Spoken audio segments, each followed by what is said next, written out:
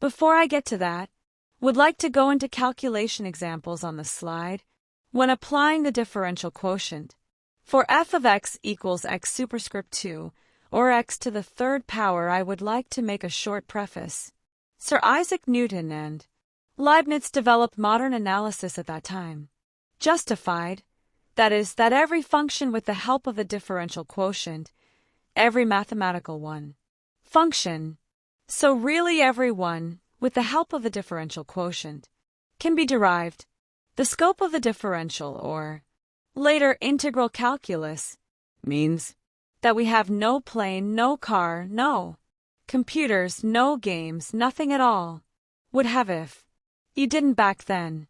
Differential calculus and integral calculus would have been found. That's because almost all mathematical functions can be represented from polynomials, or that is, with functions f of x equals x to the power of n with prefactors, and in a sum you can represent almost any mathematical function. For example, sine and cosine, which ultimately consist of polynomials composing. In the first video, you saw that the differential quotient was defined as f x0 limits h to 0 f of x0 plus h minus f of x0 divided by h. You can now generalize this quite easily by replacing xo with x. I showed at some point that the differential quotient must be defined like this. We saw the first simple examples. And so fx limits h to 0 f of x plus h minus f of x divided by h. Let's apply this to example 2.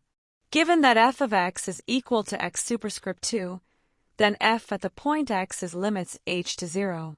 Now we have to substitute x plus h for x. This gives us brackets to x plus h brackets to squared minus f of x squared divided by h. That is then equal to limit h against 0, and now multiply out the brackets. You know that from middle school. It is a binomial formula. So x superscript 2 plus 2xh plus h superscript 2 minus x superscript 2 divided by h. And the x superscript 2 is thrown out.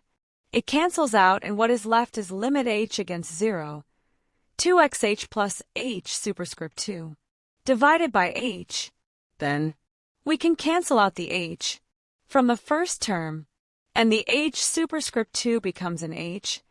What is left is then limit h against 0 of 2x plus h, yes, h.